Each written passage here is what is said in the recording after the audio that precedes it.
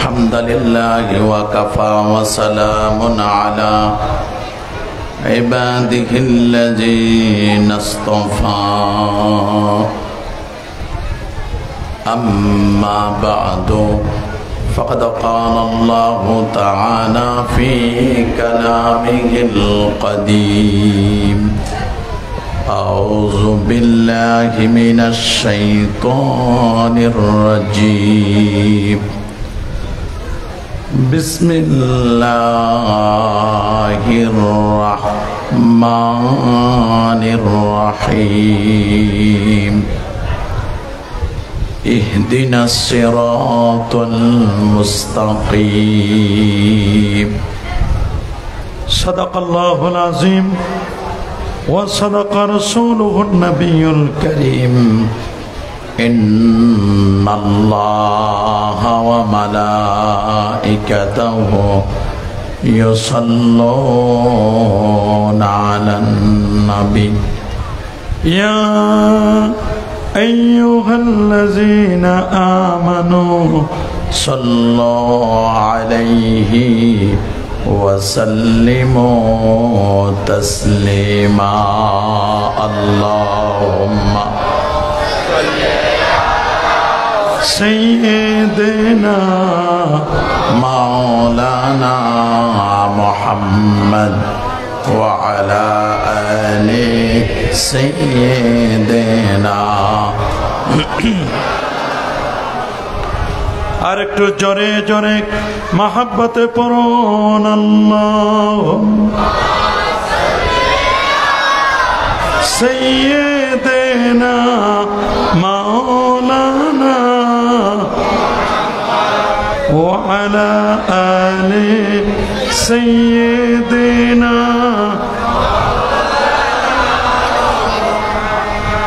সালাতুন ইয়া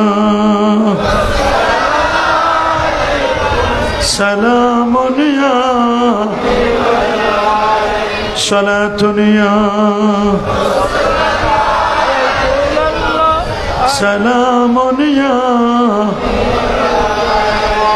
اللهم صل وسلم وبارك عليه আজকের এই 12 দিন ব্যাপী পবিত্র ঈদে মিলাদুন নবী সাল্লাল্লাহু আলাইহি ওয়াসাল্লাম উদযাপন উপলক্ষে পবিত্র ওয়াজ ও দোয়ার মাহফিল 2022 আজকের মাহফিলের শ্রদ্ধাভাজন সভাপতি, মাহফিলের প্রধান অতিথি, বিশেষ অতিথিবৃন্দ, হাজারাতে ওলামায়ে কেরাম, ফুজালায়ে এজাম, এলাকার সম্মানিত মুরব্বিয়ানে কেরাম, চাকরিজীবী ও ব্যবসায়ী ভাইরা, যুবক বন্ধুরা, ছোট্ট সোনামণিরা, পর্দার আড়ালে অতি সম্মানিতা মা ও বোনেরা, আপনাদের সবাইকে অন্তরের অন্তঃস্থল থেকে জ্ঞাপন করছি মোবারকবাদ। সবটুকুন শুকরিয়া, সবটুকুন প্রশংসা সে মহান রব্বে করিমের দরবারে, যিনি আজকের এই মোবারক মুতাবারক আজিমুশান পবিত্র ঈদে মিলাদুন নবী সাল্লাল্লাহু আলাইহি সাল্লাম মাহফিলে শত ব্যস্ততাকে পিছনে ফেলে আরামের ঘুমখানাকে হারাম করে দিয়ে এই জান্নাতি পরিবেশে কোরআন ও সুন্নাহ থেকে কিছু আলোচনা শুনবার লক্ষ্যে শত শত মায়ের সন্তানদেরকে একটি প্ল্যাটফর্মে আসার ও বসার সুযোগটুকু এনায়েত করলেন। আসুন আমরা সকলে সর্বোচ্চ শক্তি দিয়ে দারাজ কণ্ঠে প্রাণ খুলে দেল মন উজাড় করে হৃদয়ের সবটুকুন আবেগ আর অনুভূতি উচ্ছ্বাস করে হৃদয়ের বদ্ধ কপাটকে উন্মোচন করে দিয়ে ইসলামের বলে বলিয়ান হয়ে, ইসলামের তেজে তেজিয়ান হয়ে আকাশ ও বাতাসকে মুখরিত করে সর্বোচ্চ শক্তি দিয়ে কালিমাতুশ শুকর আদায় করে পড়ে আলহামদুলিল্লাহ। লাখো কোটি তার চার অনেক অনেক গুণ বেশি সালাতু সালাম পেশ করছি প্রিয় নবী প্রিয় রসুলের উপর বিনা দরখাস্তে যে নবীর উম্মত হবার সাআদা সৌভাগ্য আমাদের নসিব হয়েছে, যিনি শামসুদ্দোহা, যিনি বাদরুদ্দুজা, যিনি নূরুল হুদা, যিনি সাহিবু কাবা কাউসাইনে আও আদানা, রসুলুস সাকালাইন, ইমামুল হারামাইন, ইমামুল কিবলাতাইন, ইমামু জাদ্দিল হাসান ওয়াল হুসাইন রাদিয়াল্লাহু তাআলা আনহুমা, আফতাবে নবুয়া, শাহানশাহে রিসালা, নূরে মুজাসসাম, হুজুর আকরাম, নূরুন আলা নূর, হাবিবেনা শফিএনা, ইমামেনা কুদওয়াতিনা, মুর্শিদুনা মুহাম্মদুর রাসূল সাল্লাল্লাহু আলাইহি সাল্লামের উপর বিনা দরখাস্তে যে নবীর উম্মত হবার সৌভাগ্য আমাদের নসিব হয়েছে। আসুন আরেকটি বার শুকরিয়া আদায় করে পড়ে নেই আলহামদুলিল্লাহ। সবাই বলে আল্লাহু আকবার, আরো জোরে বলে আল্লাহু আকবার। প্রিয় সুধী, শারীরিকভাবে আমি একটু অসুস্থ, গলাটা বসে গেছে, কথা বলতে অনেক কষ্ট হচ্ছে। তারপরও অল্প সময়েই খুব আস্তে আস্তে করে কথাগুলো বলবো। গভীর মনোযোগ না দিলে কথাগুলো বোঝা খুব কঠিন হবে। আর আপনারা জানেন আমাকে একটি নির্দিষ্ট বিষয় দেওয়া হয়েছে, যদিও বিষয়টি আমি এখানে এসে জেনেছি, তারপরও বিষয়টির উপরে কিছু কথা বলার চেষ্টা করব। ওমা তৌফিকি ইল্লা বিল্লাহ। প্রিয়সুধী, আপনারা সকলেই অবগত আছেন বর্তমান যে যুগটি, এটি একটি প্রযুক্তি বিজ্ঞান, computer, internet, mobile, telephone, telegraph, telescope ও ডিজিটালের যুগ। এ যুগের মানুষ অত্যন্ত সচেতন, নানা মনের, নানা চিন্তার, নানা দৃষ্টিভঙ্গির মানুষ এই পৃথিবীতে বাস করছে।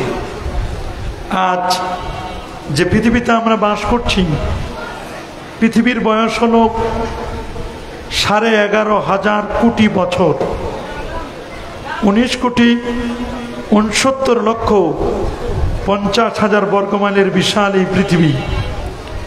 এই পৃথিবীতে প্রায় 950 কোটি মানুষের বাস। 950 কোটি মানুষের মধ্যে 450 কোটি হচ্ছে মুসলমান। মুসলমানদের মধ্যেই অনেক বিভক্তি। একদল হচ্ছে হিজবুল্লাহ, আল্লাহর দলের সৈনিক, আরেক দল হচ্ছে হিজবুস শয়তান, শয়তানের দলের সৈনিক। মুসলমানদের মধ্যে আরো দুটি ভাগ। একদল হচ্ছে সুন্নি, যারা আহলুস সুন্নাহ ওয়াল জামাআত মূল ধারার বিশ্বাসী।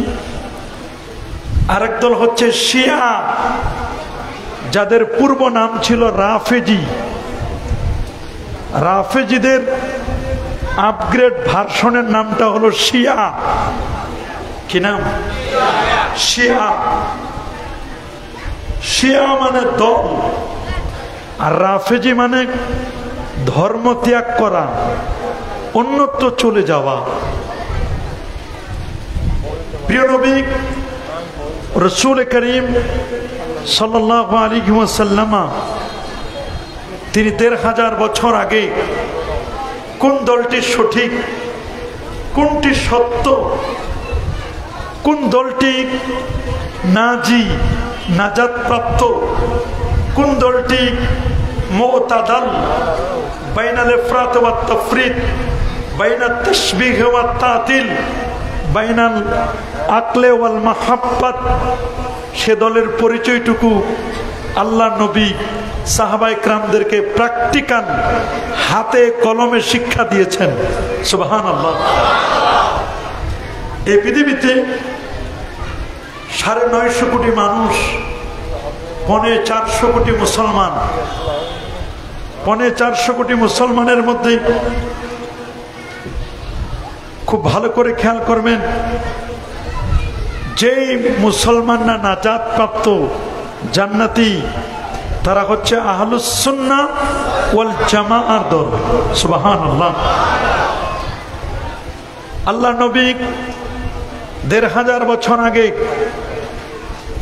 রঈসুল ফুকাহা হযরত আব্দুল্লাহ ইবনে মাসউদ রাদিয়াল্লাহু তাআলা আনহু তার কাছে একটি লাঠি চাইলেন। কি চাইলেন? তিনি বললেন, হুজুর এই লাঠি দিয়ে কি আমাদেরকে পিটাবেন, মারবেন? নবী বলেন, না মারব না, আমি তোমাদেরকে সত্য পথ, সঠিক দল কোনটি, প্র্যাকটিক্যাল হাতে কলমে তোমাদেরকে শিক্ষা দিব, দীক্ষা দিব, দেখাই দিব। সুবহানাল্লাহ। এই হাদিসটি এসেছে মুসনাদে আহমদে, এটি মিশকাতেও এসেছে, বাবুল ইতিসাম বিল কিতাব ওয়াস সুন্নাহ। আর মুসনাদে আহমদেও হাদিসটি এসেছে। ইমাম আহমদ বিন হাম্বল, যিনি 10.5 লক্ষ হাদিসের হাফেজ, সুবহানাল্লাহ বলে, যার ক্লাসে ইমাম বুখারী 8 বার ছাত্র হয়ে বসেছিলেন। ইমাম বুখারী ছাত্র, ইমাম আহমদ বিন হাম্বল উস্তাদ। সুবহানাল্লাহ বলে। যাকে 60,000 প্রশ্ন করা হয়েছিল। কয় হাজার? তিনি প্রত্যেকটি প্রশ্নের আনসার করেছিলেন হাদ্দাসানা, আখবারনা, নবীর হাদিস অথবা সাহাবীর কৌল ছাড়া, বক্তব্য ছাড়া নিজের পক্ষ থেকে একটা প্রশ্নের উত্তরও তিনি দেন নাই। পৃথিবীতে তার মতো মুহাদ্দিস বিরল, যিনি 99 বার আল্লাহকে স্বপ্নে দেখেছিলেন। কিসে?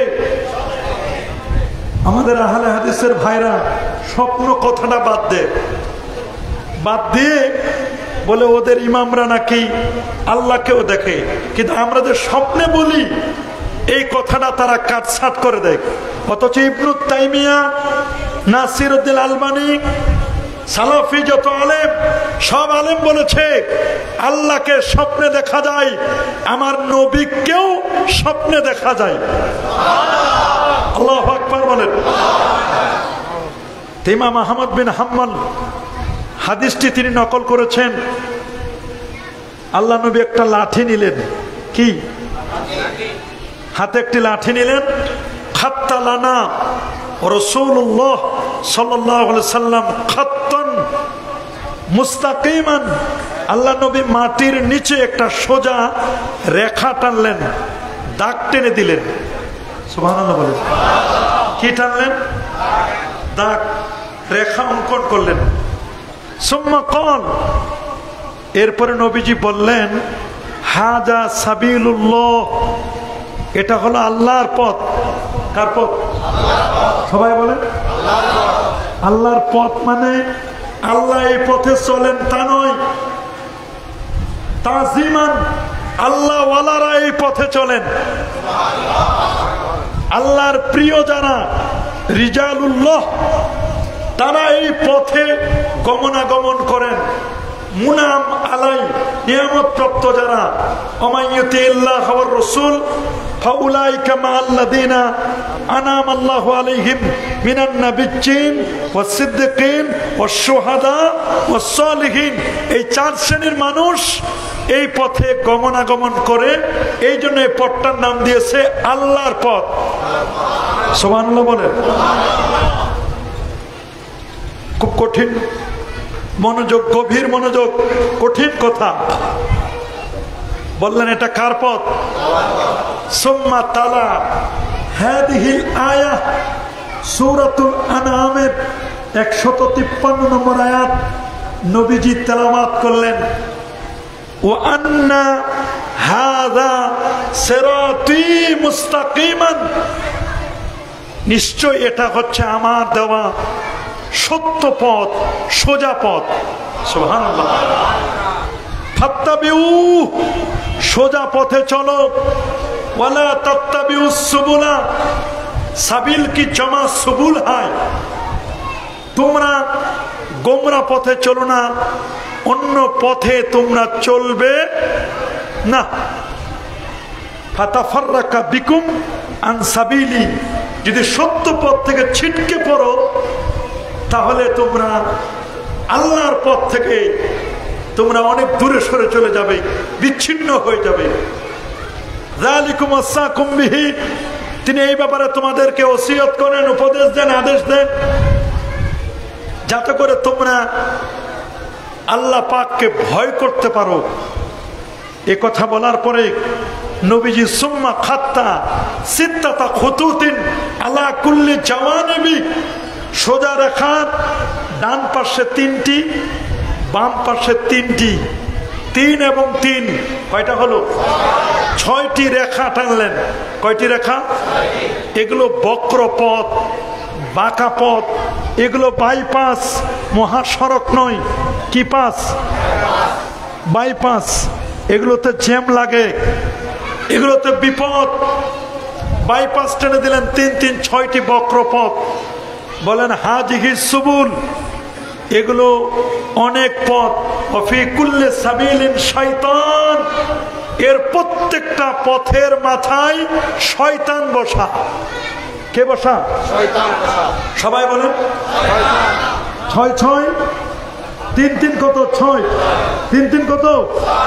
এই 6টি দল, 6টি পথ, বাঁকা পথ, প্রত্যেকটি পথের মাথায় 12টা করে উপদল আছে। কয়টা? 6 12 কত হলো? 72। আর সোজা কত হলো? কথা বলে। সোজা কত? 1।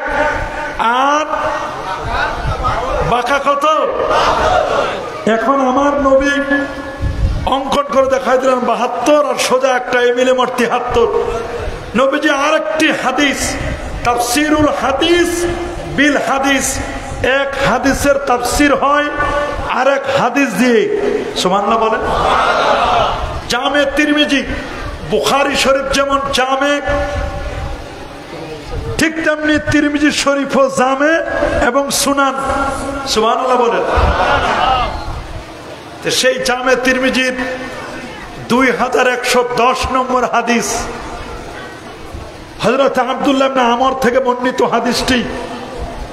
আল্লাহর হাবিব বলেন, এমন একটি সময় আসবে মানুষ মায়ের সাথে জেনা করবে। হয় না? আরো জোরে। এখন মা না, বোনের সাথেও জেনা করে। আবার এখন এমন সময় সন্তান জন্ম দেওয়ার পরে বাপকে, এটা টেলিভিশনের ক্যামেরাম্যান গুলো খুঁজে বের করে দেয়। কথা বলে না? সন্তান জন্ম নিছে, জন্মের 1 বছর পর, 2 বছর পর মানুষ জিজ্ঞেস করে তোমার বাবাকে, এই সন্তানের বাপকে। কোনো কথা বলতে পারে না, বলে আপনারা খুঁজে বের করেন। তবে সাংবাদিকরা খুঁজে বের করছে। চিন্তা করে দেখুন, এর নাম বাংলাদেশ। এর নাম কি? জেনা, ব্যভিচার অহরহ চলছে, পরকীয়া অহরহ চলছে সমাজে। রাসূলুল্লাহ বলেন, এমন একটি পরিস্থিতি যখন আসবে, শুনে নাও তোমরা, ইন্না বানি ইসরাঈলা তাফাররাকাত ইলা 72 মিল্লাহ। বনু ইসরাইল, ইহুদি খ্রিস্টান, ইহুদিরা 71 দলে, খ্রিস্টানরা 72 দলে। সাতাফতারিকু উম্মতি আলা 73 মিল্লাহ, আমার উম্মত বিভক্ত হবে 73 দলে। কয় দলে? সবাই বলুন, আরো জোরে, সবার মুখে। কয় দল? ইহুদিরা 71। ইহুদিরা কত? খ্রিস্টান না আমার উম্মত? রাসূলুল্লাহ বলেন কুল্লুহুম ফিন্নার, সবগুলো জাহান্নামী, ইল্লা মিল্লাতা ওয়াহিদা, একটা দল শুধু জান্নাতি। সুবহানাল্লাহ বলেন। ক্বালু, সাহাবায়ে কেরাম জিজ্ঞেস করলেন ওয়ামা হিয়া ইয়া রাসূলুল্লাহ, এই দলটা কারা? 72 দল জাহান্নামী, একটি দল জান্নাতি, এরা কারা? নবীজি বললেন মা আনা আলাইহি ওয়া আসহাবি, আমি নবী যেই পথে আছি, আমার পথ, আমার সাহাবীদের পথ। হার সাহাবী ইয়ে নবী জান্নাতি জান্নাতি, হার সাহাবী ইয়ে নবী, নবীর সমস্ত সাহাবী কি সবাই বলেন। কিন্তু যারা নবীর সাহাবীদের মধ্যে আমিরে মুয়াবিয়া রাদিয়াল্লাহু তাআলাকে কাফের বলে, তারা জান্নাতি তো দূরে থাক, জান্নাতের ঘ্রাণও পাবে না। এরাই শিয়া, এরাই রাফেজি। আমাদের দলের নাম শুনেন, মান আলাইহি আসহাবি। রাসূলুল্লাহ বলেন আমি যে পথে চলি, আমার পথ এবং আমার সাহাবীদের পথ, এই পথ ও মত মতো যারা চলবে তারাই হচ্ছে নাজি। আল্লামা মোল্লা আলী কারি রাহিমাহুল বারি ফি মিরকাতিল মাফাতি আলা শারহে মিশকাতিল মাসাবি, দ্বিতীয় খণ্ড 310 পৃষ্ঠার মধ্যে চমৎকার করে বলেন লা শাক্কা ওয়ালা রাইবা ওয়ালা শুবহা আন্না হুম আহলুস সুন্নাহ ওয়াল জামাআহ। কঠিন কিয়ামতের ময়দানে নাজাত প্রাপ্ত দলটির নাম আহলুস সুন্নাহ ওয়াল জামাআর দল। আল্লাহু আকবার বলেন। আল্লামা আবুল মুজাফফর আল ইসফারাইনি, তিনি তার কিতাব আত-তাবসির ফিদ্দিন, এই কিতাবের মধ্যে লিখেছেন যে রাফেজিরা 20 দল। কয় দল? খারেজিরা 20, কত হলো? মুতাজিলা এবং কাদারিয়া যারা, এরাও 20, 3 20 মাশাআল্লাহ। মুরজিয়ারা কেউ বলছেন 3, কেউ বলছেন 5। 60 আর 5 কত? 65। 60 আর 5 65। নাজ্জারিয়ারা 3, 68। জাহামিয়া 1, বকরিয়া একটা দল 1, 70। দিরাবিয়া এরা এক দল, দিরারিয়া কত হলো? 72। আর আহলুস সুন্নাহ ওয়াল জামাআহ এক দল, কত হলো? 73। তবে ওইখানে যারা ওই আপনার মুরজিয়াকে 3 বলেছে, 5 বলে নাই, তারা ওইখানে 2 বাকি রয়ে গেছে। এই 2 দিয়েছে কাররামিয়াদেরকে একটা দল, কি নাম? তাই কাররামিয়ারা 2। কাররামিয়ারা কত? 2। তাহলে ওখানে 3 20 60, 60 আর 3 63, 63 আর 3 66। তারপর জাহামিয়া 1 67, বকরিয়া 1 68, দিরারিয়া 1 69, কাররামিয়া 3 72, আহলুস সুন্নাহ ওয়াল জামাত 1 73। রাসূলুল্লাহ বলেছেন যে আমার উম্মত 73 দলে বিভক্ত হবে, অলরেডি 73 হয়ে গেছে। 73 এর মধ্যে রাফেজি আছে না? 72 দল জাহান্নামী, একটা দল জান্নাতি। যে দলটি জান্নাতি হবে সেই জান্নাতি দলের নাম আহলুস সুন্নাহ ওয়াল জামাআহ। রাফেজি শিয়া এরা কখনো জান্নাতি দল নয়, এরা গোমরা পথভ্রষ্ট। রাফেজিরা কি? এদের এই দলটা কেমনে হলো শিয়া রাফেজি বলবো? ইতিহাস জানতে হবে। কি বলেন? জানতে হবে না? গভীর মনোযোগ। আল্লাহ নবী আর মাত্র 7 দিন বাকি পৃথিবী থেকে বিদায় নেবেন। কয়দিন? 7 দিন। নবী বিদায়ের আগে জান্নাতুল বাকি গোরস্থান জিয়ারত করলেন। সাইয়্যিদুশ শুহাদা আমির হামজা রাদিয়াল্লাহু তাআলা তার কবর, তার সাথে 70 জন সেখানে জিয়ারত করে আসলেন। নবীজি 7 কূপের পানি দিয়ে উম্মে সালামার ঘরে কাপড় কাচার শান ওই জায়গায় নবীকে বসাইয়া ইনটেক 7 কলস পানি দিয়ে নবীকে গোসল দেওয়া হলো। নবীজি বিছানায় শুয়ে পড়লেন, সাহাবায়ে কেরাম আসতেছে। সময় যেতে যেতে আর একদিন বাকি। একদিন পরে নবীজি রবিবার দিন, নবী পৃথিবী থেকে বিদায় পালা সোমবারে, রবিবার দিন একদিন আগে আল্লাহ নবী তিনি বসা, সাহাবায়ে কেরামও বসা। সহিহ বুখারী কিতাবুল ইলম, আল্লাহ নবী বললেন ইতুনি কিতাবান, তোমরা আমার কাছে একটা কাগজ আনো, আক্তুব লাকুম জবাবে আমর, আমি তোমাদেরকে কিছু লিখে দিব। সুবহানাল্লাহ বলেন। তো হযরত ওমর রাদিয়াল্লাহু তাআলা পাশে বসা, তিনি বললেন নবীজি এখন অসুস্থ, আল্লাহর দিদারে চলে যাবে, তা আমরা নবীকে এখন কষ্ট দিব না। নবীকে এখন এই মুমূর্ষু অবস্থায় নবীর ইন্তেকালের পূর্ব মুহূর্তে নবীকে কষ্ট দেওয়ার কোনো দরকার নাই। তিনি বললেন, হযরত ওমর বললেন ফিনা কিতাবুল্লাহ, আমাদের কাছে আল্লাহর কোরআন আছে। কি আছে? হাসবুনা, যথেষ্ট, নবীরে কষ্ট দেওয়ার কোনো কি দরকার নাই।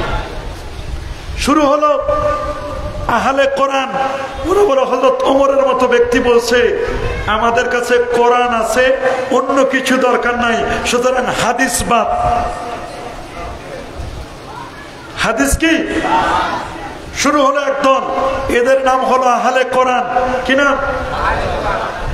অথচ দলিল দিল কি দিয়ে? হাদিস দিয়ে। হাদিস দিয়ে দলিল দিলে নিজে পরিচয় দিল আমরা আহলে কোরআন। কোরআন মানে হাদিস। আর শিয়ারা তারা বলল ওমর কাফের, পাশে আবু বকর বসা ছিল, সেও কাফের। সাপোর্ট করছে উসমান, সেও কাফের। অন্যান্য সাহাবী যারা সাপোর্ট করছে সবাই কাফের। বলে কেন? আল্লাহ নবী মৃত্যুর পূর্বে, ইন্তেকালের পূর্বে আলীর খেলাফত লিখে দিতে চাইছিল। সবাই বলে নাউজুবিল্লাহ। বাধা দিছে কে? কে? ওমর। কে বাধা দিছে? আল্লাহ নবী চাইছিল আমার পরে খলিফা হবে আলী, লিখে দিতে চাইছিল, এটা বাধা দিল কে? এই জন্য শিয়ারা বলে, রাফেজিরা বলে হযরত ওমর কাফের, সাপোর্ট করছে আবু বকর, সেও কাফের। উসমান সাপোর্ট করছে, সেও কাফের। নাউজুবিল্লাহ। এখন তাদের প্রধান নেতা, তার নাম হলো আব্দুল্লাহ ইবনে সাবা। কি নাম? গোটা পৃথিবীতে যত গ্যাঞ্জাম সব হইতেছে একজন ব্যক্তির দ্বারা। লোকটার নাম কি? সাবা। সাবার গোষ্ঠী, এদেরকে সাবাইয়া বলে। কি বলে? ইহুদিদের নেতা। এর বাড়ি ছিল ইয়ামানে। কোথায়? প্রথমে আসলো মক্কায়, এখান থেকে গেল মদিনায়। কোথায়? মদিনা থেকে আবার মক্কায়, আবার মদিনায়। নবীর ইন্তেকালের পরে একটা দল গঠন করলো। কি? খলিফা হলেন সিদ্দিক আকবর, তারপর হযরত ওমর ফারুক রাদিয়াল্লাহু তাআলা, তারপর হযরতে জিন্নুরাইন। কিন্তু এই আব্দুল্লাহ ইবনে সাবা, কি নাম? সে লোকজনকে জমায়েত করলো। কৌশলটা দেখেন। আচ্ছা বলো তো, আল্লাহর নবীর সবচেয়ে প্রিয় কে? সুবহানাল্লাহ বলেন। সবাই বলেন আল্লাহ নবীর প্রিয় কে? সবাই বলল নবীর সবচেয়ে কাছের প্রিয় তার মেয়ে ফাতেমা। কে? ফাতেমার স্বামী কে? এরপর জিজ্ঞেস করলেন নবীর সবচেয়ে প্রিয় কে? বলে হযরত হাসান আর হুসাইন রাদিয়াল্লাহু। বলে তাদের আব্বার নাম কি? কি নাম? বাবা বাবা কে? হযরত আলী। দেখো আলী নবীর চাচতো ভাই। কি তোমরা বলো, সব লোকজনকে জমায়েত করলো যে তোমরা বলো নবীর পরে খলিফা হওয়ার যোগ্য ছিল কে? সবাই বললো তো আলী যোগ্য ছিল। তাহলে এই যে আলীরে ঠকাইলো, বলে কে ঠকাইলো? বলে আবু বকর। আর কে ঠকাইছে? বলে ওমর। আর কে ঠকাইলো? উসমান। সুতরাং এরা কি কেউ ভালো? সবাই বললো না, ভালো না। তাহলে এরা কাফের। ফতোয়া দিল আব্দুল্লাহ ইবনে সাবা। এদেরকে কি ফতোয়া দিল? কে ফতোয়া দিল? আব্দুল্লাহ ইবনে সাবা। সে ছিল রাফেজি শিয়া। কি ছিল? সবাই বলেন শিয়া। শিয়া কি ছিল? শিয়া। শুধু এই কথা বলে ক্ষান্ত হয় নাই। এই আব্দুল্লাহ ইবনে সাবা সে বলল এখানে ভুল জিবরাইলও করছে। আরো জোরে বলেন।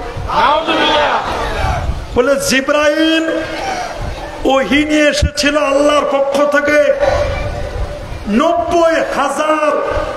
কত? 90,000 আয়াত। কয় হাজার? 30,000 দিচ্ছে মুহাম্মদের কাছে। নাউজুবিল্লাহ।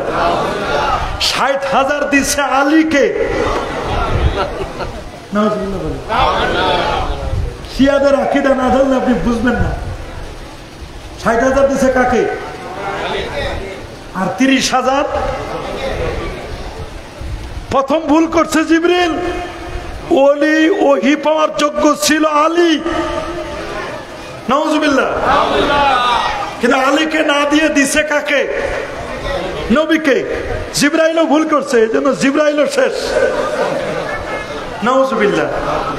এই জন্য আমাদের দেশের শিয়ারা শুনেন কিনা আপনারা জানি না, ওরা কয় 90,000 কালাম, 30,000 জাহের, 60,000 বাতেন।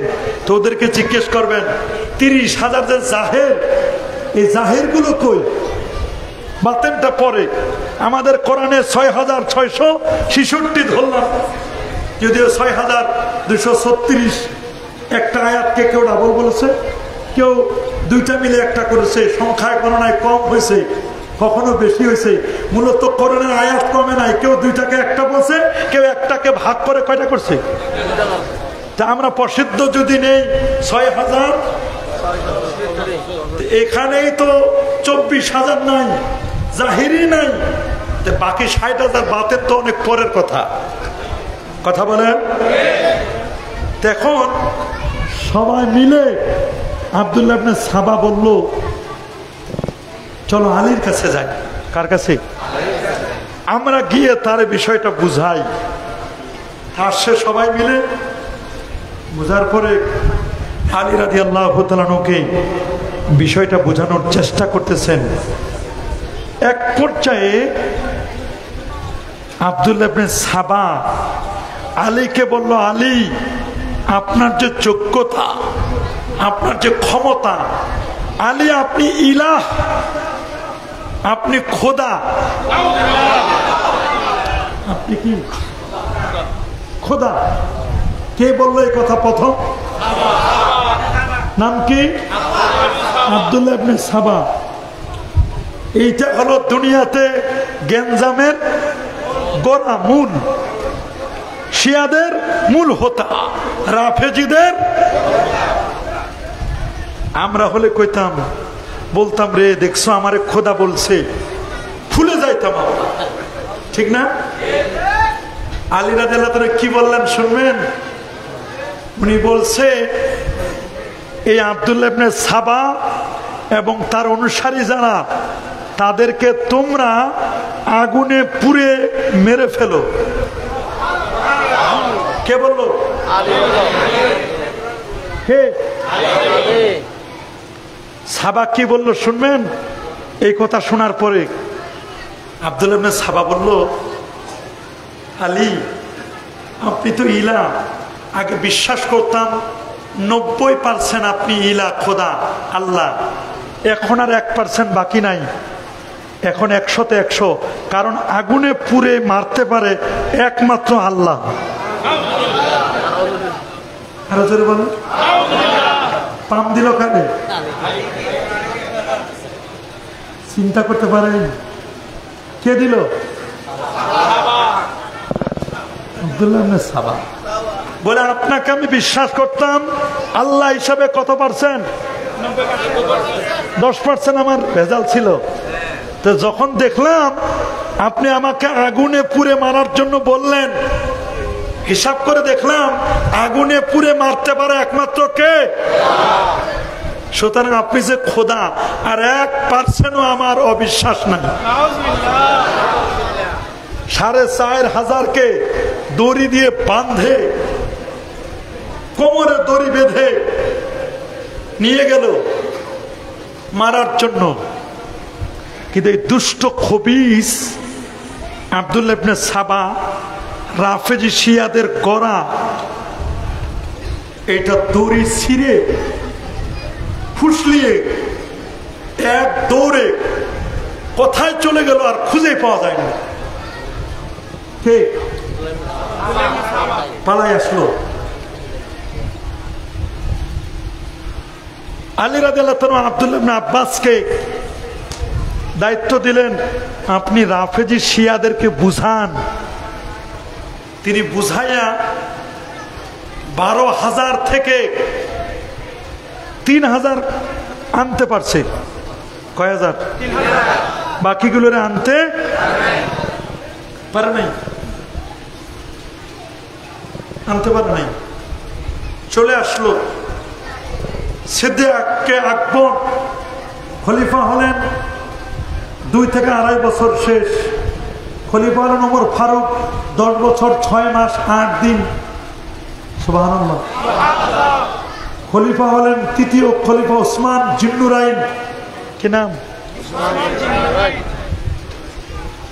দেখেন এই খবিস আব্দুল্লাহ ইবনে সাবা সে চলে গেল মিশরে।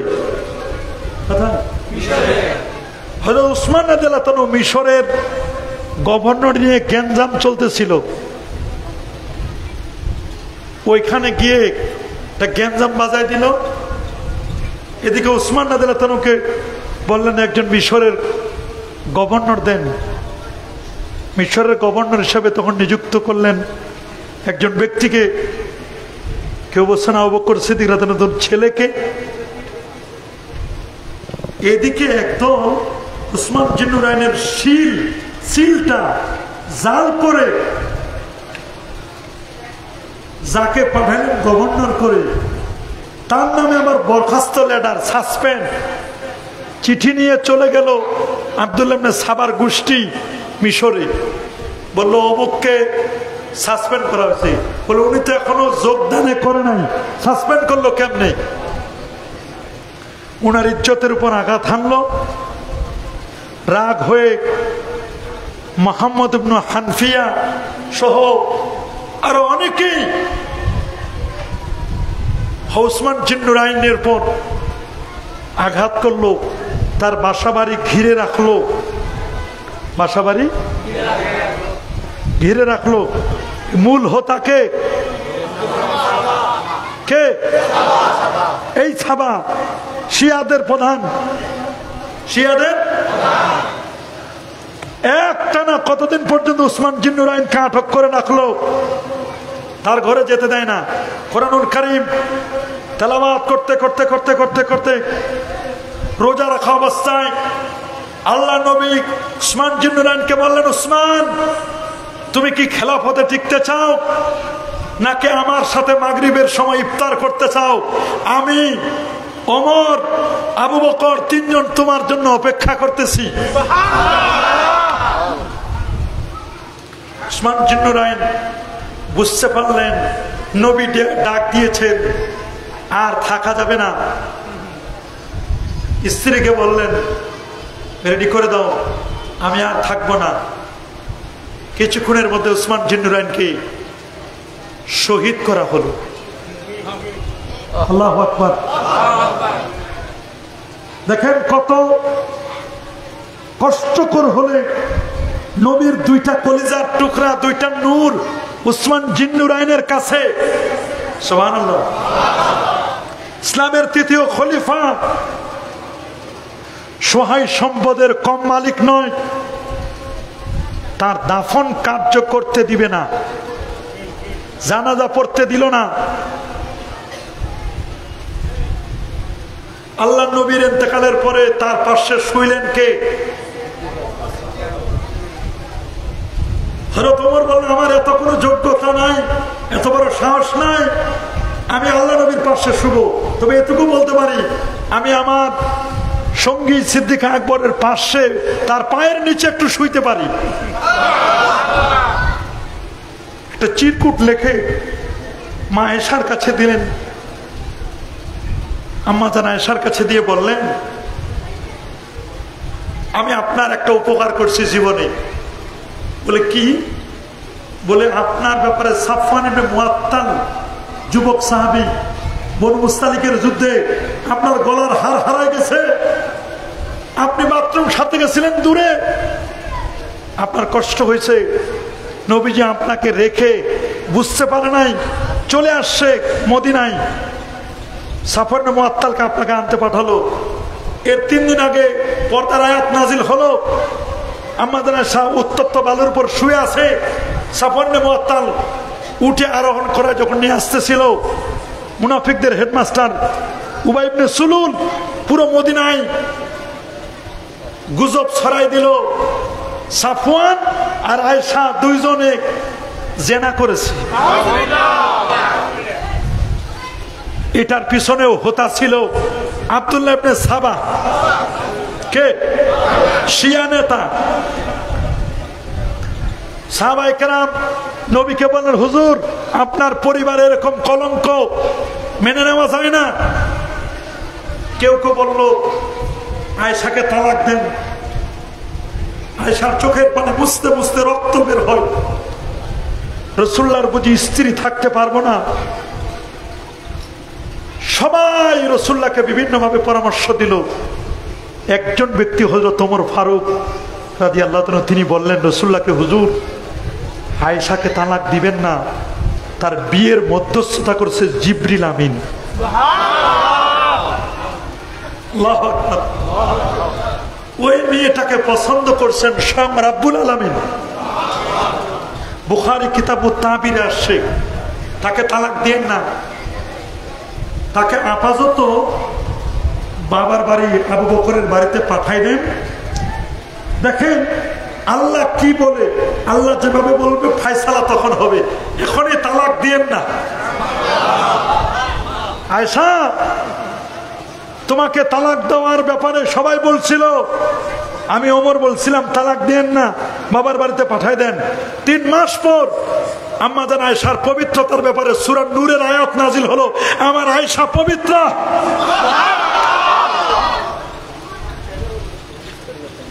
আল্লাহু আকবার, আল্লাহু আকবার। আম্মা জান আয়েশা বলেন, আমি গর্ব করি জীবনের শেষ সপ্তাহটা নবীজি আমার ঘরে কাটিয়েছেন। আমার কোলের উপরে নবীজি তার মাথা মোবারক রেখে শেষ নিঃশ্বাস ত্যাগ করেছে। নবীজি জীবনের শেষ সময় তিনি মেসওয়াক করার ক্ষমতা রাখলেন না, শরীর দুর্বল হয়ে গেল। মেসওয়াকটা চিবাবেন, আমি আয়েশা মেসওয়াক চিবাইয়া নবীর দন্তন মোবারকে, দান্দান মোবারকে আমি মেসওয়াক করাই দিলাম। আমি বড় ভাগ্যবতী নারী, আল্লাহ নবীর শেষ নিঃশ্বাস আমার কোলে রেখে নবী করেছেন। আমি নবীর স্ত্রী থাকতে পেরেছি, এটা আয়েশার কারণে, এ ওমরের কারণে। ওমর চিঠি লিখে ছোট্ট একটা কাগজের টুকরা ছেলে আব্দুল্লাহকে বললেন, এটা আয়েশার কাছে দিবে, বলবে আমি জীবনে একটা উপকার করছিলাম তোমার, যদি সুযোগ হয় নবীর সাহাবী সিদ্দিক আকবরের কদমের নিচে, পায়ের নিচে আমার একটু জায়গা দেওয়া যায় কিনা। আল্লাহু আকবার। তখন আম্মা জান আয়েশা চোখের পানি ছেড়ে কাঁদলেন, বললেন আমি মনে করেছিলাম আমার স্বামী রাসূলুল্লাহর পাশে থাকবো, আমার বাবা পাশে কাছে থাকবো, কিন্তু একটা কবরের জায়গা, এই জায়গাটুকুতে চাইছিলাম আমি থাকবো। আলাইয়া, আমার উপর আমি ওমরকে প্রাধান্য দিলাম। আমার যে উপকার করছে, উপকারের বদলা আজকে আমি রাসূলুল্লাহর পাশে কবর দিয়ে দিলাম। আল্লাহু আকবার। হযরত ওমরের দাফন হলো সিদ্দিক আকবরের কদমের পাশে। উসমান জিন্নুরাইন শহীদের পরে রক্ত মাখা কোরআন, তাকে কেউ গোসল দিতে চায় না, কত নির্মম। তাকে এক গ্লাস পানি দিল না। এই আব্দুল্লাহ ইবনে সাবার গোষ্ঠীর শিয়ারা, রাফেজিরা বললো যে নবীর ওখানে দাফন করা তো যাবে না, বলল জান্নাতুল বাকিতে দাফন করা হোক। এরা বলল না, শিয়ারা বলল তাকে জান্নাতুল বাকিতে দাফন করতে দিব না। 40 দিন পর্যন্ত তার দেহ মোবারক পাহারা দেওয়া হয়েছে, জান্নাতুল বাকিতে তাকে দাফন করতে দেয় নাই। জান্নাতুল বাকির পাশে উসমান জিন্নুরাইনের নিজস্ব সম্পত্তি ছিল, অল্প সম্পত্তি, নিজের সম্পত্তি, নিজের জমি। পরিবার থেকে সিদ্ধান্ত হলো নবীর পাশে, ওমরের পাশে তার দাফন হবে না। জান্নাতুল বাকিতে তাকে দাফন করতে দিল না শিয়ারা, রাফেজিরা। কারা? নিজের সম্পত্তি একটা কবর খনন করে সেখানে 40 দিন পাহারা দিয়ে তাকে দাফন করালো নিজের ভূমিতে, নিজের জায়গায়। আল্লাহর কি মেহেরবানি, আল্লাহর কি দয়া, যেখানে তাকে দাফন করা হলো ওইটা ওই সময় জান্নাতুল বাকি ছিল না। আল্লাহ যদি কাউরে চান উঠাইতে, কেউ নামাইতে পারে না। জান্নাতুল বাকি এক্সটেনশন হতে হতে হতে হতে হতে এত বাড়তে লাগলো, বর্তমানে জান্নাতুল বাকির 10,500 সাহাবীর টপ কবর, যেটা কেউ যদি না চিনে জান্নাতুল বাকির কোন কবর, সবচেয়ে ওই কবরটা চিনে যে এটা উসমান জিন্নুরাইনের কবর। আল্লাহু আকবার। কোন অন্ধ যদি যায় সেও দেখবে উসমান জিন্নুরাইনের কবর, কিন্তু ওই সময় দেয় নাই। আর এখন জান্নাতুল বাকি এত বড় হলো, জান্নাতুল বাকির মাঝখানের কবর যেটা বড় করে মাঝখানে পুলিশ পহরা, খালি ভিড় ওই কবরে। সুবহানাল্লাহ বলেন। কার কবর? অথচ তাকে জান্নাতুল বাকিতে দাফন করতে আমার আল্লাহ চাইলেন, তোমরা দেও নাই। আমি এমন পরিচয় করাই দিব, জান্নাতুল বাকির কোন কবর কেউ না ছিলে আমার উসমানের কবর চিনবে।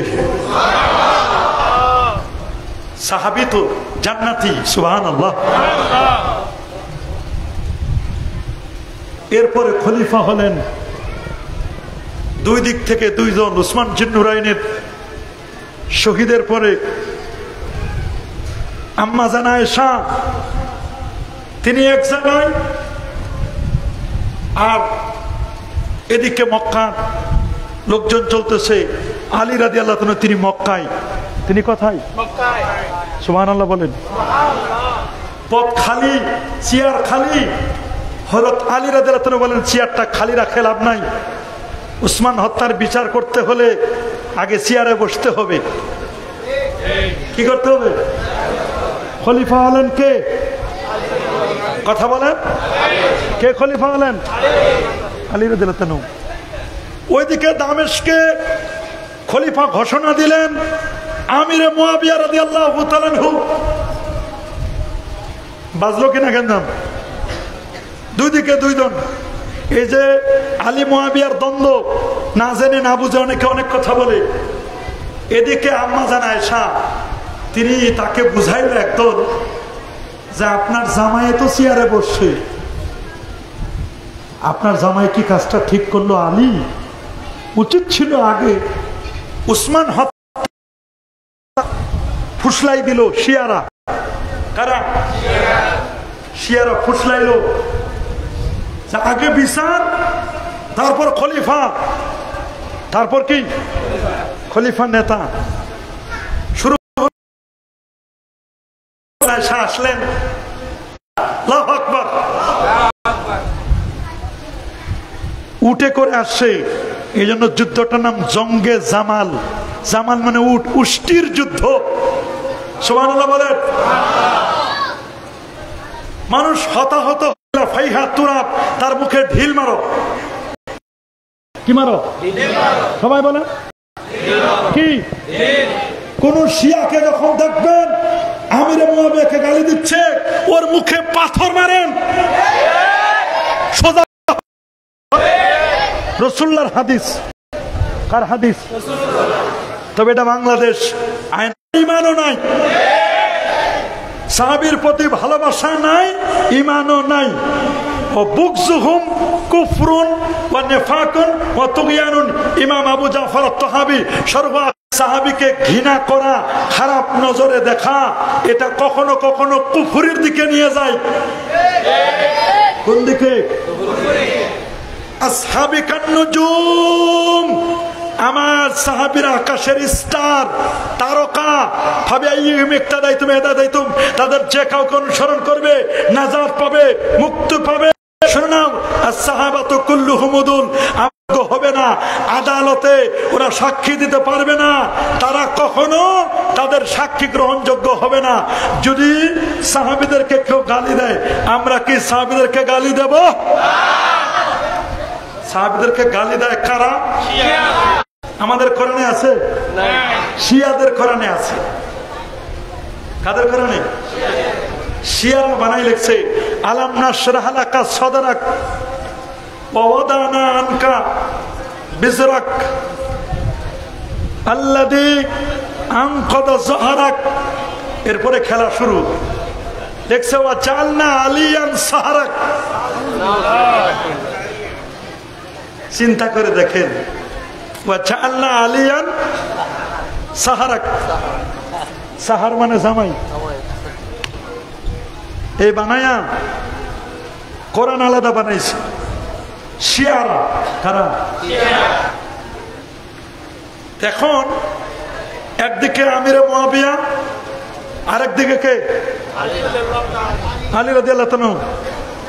আলী রাদিয়াল্লাহু তাআলার পক্ষ থেকে হযরতে আমর ইবনে আস,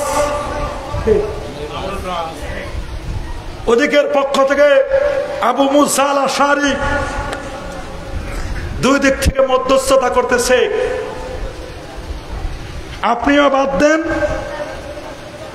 আমিরে মুয়াবিয়াকে বললেন, আর আলীকে বললেন আপনিও বাদ দেন। খলিফা নির্বাচন করবে জনগণ। কে? সবাই বলেন। তো বলে কোন জায়গার সমাধান হবে? বলে চলেন মসজিদে বসি। সবাইকে ডাকছে। কোথায়? সব পক্ষ আসে, আলীর পক্ষ, আমিরে মুয়াবিয়ার পক্ষ, দুই পক্ষ আসছে। আসার পরে আলী রাদিয়াল্লাহু তাআলার পক্ষ থেকে একজন বলেন আমির ইবনে আস, এদিকে আবু মুসা আশআরী বলেন আমি আমার খেলাফত ছেড়ে দিলাম, পুনরায় নির্বাচিত হবে। এই ঘোষণা দিলেন। ঘোষণা দেওয়ার পরে পরবর্তী ঘোষণা আমিরে মুয়াবিয়ার পক্ষ থেকে আসবে না। উনি আর বলে আপনি যত ছেড়ে দিচ্ছেন, শূন্য স্থান আমি পূরণ করে নিলাম। শূন্য স্থান কি করে নিল? কিন্তু কথা ছিল কি, দুইজনে শূন্য স্থান রাখবে, কেউ খলিফা দাবি করবে না, জনগণ নির্বাচন দিবে। এই শুরু হলো গ্যাঞ্জাম, মানুষে মানুষে দ্বন্দ্ব হলো। একদল উঠে চলে গেল, এরা হলো খারেজি। এরা কি? বললো আপনারা থাকেন, আমরা আলীকেও মানে না, মুয়াবিয়াকে মানে না, বিচার করবে আল্লাহ। বিচার করবে কি? আল্লাহ। স্লোগান ইনিল হুকমু ইল্লা লিল্লাহ, আল্লাহ ছাড়া হুকুম দেওয়ার ক্ষমতা কারো নাই, বিচার করবে আল্লাহ, না আলী না মুয়াবিয়া।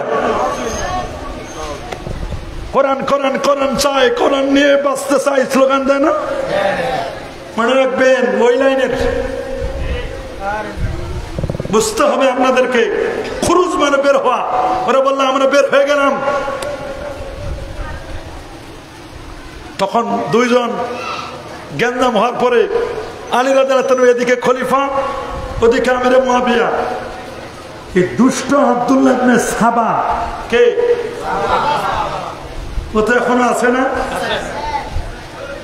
সে কৌশল করে সে বলল কুফায় চলো। কোথায়? কুফার খলিফাকে আলী কে? ওই সময় আলী রাদিয়াল্লাহু আনহু, এখনো তো ওনারা আসেন নাই। এদিকে আমিরে মুয়াবিয়া দামেস্ক, দুই দিকে তে আব্দুল্লাহ ইবনে সাবা আরো বেশ কয়েকজন মিলে তারা বলল আলী আর মুয়াবিয়া দুইজনে যেহেতু দ্বন্দ্ব, আমরা একসাথে 4টা মানুষকে কতল করব। কয়টা? বলে ভেজাল করছে কে কে? কয়েক নম্বর আলী, বলে 2 নম্বর মুয়াবিয়া, 3 নম্বর আবু মুসা আশারি, 4 নম্বর আমরুল্লাহ। কয়জন? সবাই বলেন। ইতিহাস না জানলে হবে না মুসলমান শিয়া কেমনে হলো, না হলে বুঝবেন না কিছুই। সবগুলো কিতাব থেকে বলতেছি আমি। 4 জনকে সিদ্ধান্ত নিল হত্যা করবে। কয়জনকে? একজনকে দায়িত্ব দিল 3 জনের, যে তোমরা আবু মুসা আশারি, আমর ইবনুল আস আর আমিরে মুয়াবিয়া, কয়জন? 3 জনকে তোমরা একদিনে হত্যা করবা। আর ওই আব্দুল্লাহ ইবনে সাবা শয়তানটা সাথে নিল আব্দুর রহমান ইবনে মুলজিম, তার কাছে মুরিদ হলো। কে? আব্দুর রহমান ইবনে মুলজিম খারেজি। এটা কি কথা বলেন? কি খারেজি? এটা বড় কঠিন। খারেজি এরা আলী রাদিয়াল্লাহু আনহুকে সহ্য করতে পারতো না। সেইখান থেকে মদত নিয়ে আব্দুর রহমান মুলজিম গেল কুফায়। কোথায়? কুফায় গিয়ে প্রথমে বড় দরবেশ সাজলো। কি দাড়ি, টুপি, পাগড়ি, জামা, হাতে 1000 দানা তসবিহ। কত?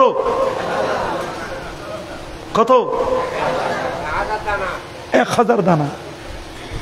নামাজ পড়তে পড়তে দেখে কোনো খারেজি আছে নাকি এখানে। দেখে পুরুষ পাইল না, পাইছে একটা মেয়ে মানুষ। কি? গ্রামে থাকে, সুন্দরী। তাকে বিয়ে করলো। বলে বিয়ে করতে পারো, শর্ত হলো তোমার সাথে আমি বিয়ে করবো যদি আলীকে মারতে পারো। কাকে শর্ত দিল? আব্দুর রহমান ইবনে মুলজিমকে। তুমি বিয়ে করবে, আমাকে করব, শর্ত হলো আলীকে শহীদ করতে হবে, হত্যা করতে হবে। বলে কোনো সমস্যা নাই, আমি এটা কাজ করে ছাড়বো। দুজনে মিলে সিদ্ধান্ত নিল। আব্দুল্লাহ ইবনে সাবা ওইদিকে, এদিকে আব্দুর রহমান ইবনে মুলজিম 1000 স্বর্ণ মুদ্রা দিয়ে একটা তরবারি কিনলো। কি? ছুরি, তরবারি, তলোয়ার। 40 দিন পর্যন্ত তরবারিটাকে 1000 দিনার দিয়ে, স্বর্ণ মুদ্রা দিয়ে 20 কিনে তরবারিটাকে ধার দিল 20 দিয়ে। কি দিয়ে? 20 পয়সা দিয়ে। সিদ্ধান্ত নিল ফজরের সময় আলীকে শহীদ করবে। তরবারি নিলে তো সবাই দেখবে। ও যে মেয়েটার সাথে বিয়ে বসতে চাইছে, ওকে বলছে তরবারি তোমার বরকার ভিতরে, হিজাবের ভিতরে তুমি লুকাই নিয়ে আসবে মসজিদে, এনে আমারে দিবি। তোমারে তো কেউ চেক করবে না, মেয়ে মানুষ। পৃথিবীর অনেক ঘটনা মেয়েদের দ্বারা ঘটায়। কথা বলে? সেখান থেকে নিল তরবারি নিয়ে আব্দুর রহমান ইবনে মুলজিম আলী রাদিয়াল্লাহু আনহুকে কোপালেন, শহীদ করলেন। নবীর জামাতা, জান্নাতের যুবকদের সর্দারদের বাবা, জান্নাতি আলী। আল্লাহু আকবার। ফাতিমা রাদিয়াল্লাহু আনহার কলিজার টুকরাকে তার স্বামী তাকে শহীদ করলেন। আব্দুর রহমান মুলজিমকে ধরা হলো। বিচার হবে তার। বলে তোমাকে আমরা এখন ওইভাবে কাটবো, প্রথমে হাত, তারপর পা, আবার হাত পা, এবার মুখে মারবে। বলে যে আমার জিকির, তোমরা আমার জিহ্বাটা কাটবে, আমি জিকির করি, তসবিহ পড়ি, এই জিহ্বা তোমরা কাটতে চাও, এতক্ষণ হাত কাটছো, পা কাটছো, আমার কোনো সমস্যা নেই। আমল দেখেন, খালি আমল দেখলে ভুলবেন না। এই আমল দেখলে কি, জুব্বা দেখলে ভুলবেন না, বড় পাগড়ি দেখলে ভুলবেন না, দেখবেন আকীদা ঠিক কিনা, আহলুস সুন্নাহ ওয়াল জামাতের আকীদা ঠিক আছে কিনা, এটা দেখতে হবে। এটা যদি না দেখেন সব শেষ করবে, সব কি করবে, সব কিছু শেষ করে দিবে। তার জিহ্বাটা কাটতে চাইলে চোখের পানি ছেড়ে বলল, এতক্ষণ যা করছো আমার কোনো আপত্তি ছিল না, এটা নিয়ে আমি আল্লাহর জিকির করি। আমল কি সুন্দর, কিন্তু এদিকে আলী রাদিয়াল্লাহু তাআলা হত্যা করা সে ফরজ মনে করত। চিন্তা করে দেখেন, এরাই হলো শিয়া, এরাই হলো খারেজি। এই শিয়া এবং খারেজিদের, ইহুদি রাফিজিদের মধ্যে একটা কঠিন মিল, কঠিন। রাসূল বলেন, আমার উম্মত ইসলামী ফিতরাতের উপর বিদ্যমান থাকবে যে পর্যন্ত না তারা মাগরিবের নামাজ আসমানে তারকারাজি স্পষ্ট হওয়া পর্যন্ত বিলম্ব করবে। শিয়াদের মাগরিবের নামাজ দেরি করে পড়ে, ইফতার দেরি করে, ইফতার কি করে, ওরা শিয়া যারা, তারা মুজার উপর মাসা করা বৈধ মনে করে না। শিয়া যারা, তারা ফেরেশতাদেরকে গালি দেয়, কি দেয়, ফেরেশতাদেরকে গালি দেয়। তারা শিয়ারা, শিয়াদের একটা অভ্যাস, যাকে তাকে কাফের ফতোয়া দিবে। কি করবে, কাফের ফতোয়া দিবে। মনে রাখবেন, এদের কাছে ইসলাম নাই, ইসলামের বিন্দু মাত্র এদের কাছে নাই। এরা শিয়া, এরা কি শিয়া। এদের উত্থান ইরানে, কোন জায়গায়, জোরে বলেন, আরো জোরে বলেন। ওদের কানেকশনটা, অ্যাটাচমেন্ট হলো ওই দিকে। এই জন্য আমাদের শিয়ারা কিছু কিছু আহলে হাদিসের ভাই ওদের সাথে সম্পর্ক রাখে। কথা বলেন, সাবধান। তারা আলী রাদিয়াল্লাহু তাআলাকে ব্যাপারে সীমা লঙ্ঘন করে। যেমন ইসারুল্লাহকে একদল বলেছিল আল্লাহর বেটা, কারা, খ্রিস্টানরা, তারা নিয়ে বাড়াবাড়ি করছে না। শিয়ারা বাড়াবাড়ি করে আলী রাদিয়াল্লাহু তাআলা আনহুকে কেন্দ্র করে। কাকে কেন্দ্র করে, তাদেরকে কেন্দ্র করে তারা এই ধরনের বাড়াবাড়ি করতেই আছে। এটা তাদের অভ্যাস। এই জন্য এদের এক নম্বর আলামত, এরা আলী রাদিয়াল্লাহু তাআলা আনহুকে খুব বেশি বাড়াবাড়ি করবে তাদের ব্যাপারে। অন্যান্য সাহাবীদেরকে তারা গালি দিবে, অন্যান্য সাহাবীদেরকে কি করবে, গালি দিবে। এরা মাতম করবে, আলীর ফজিলত এত বেশি বলবে যেটা নবীর ফজিলত বলবে না। এই কথাগুলো সাবধান। এদের থেকে আমাদের বেঁচে থাকা দরকার কিনা, কে বলেন, দরকার, দরকার তো।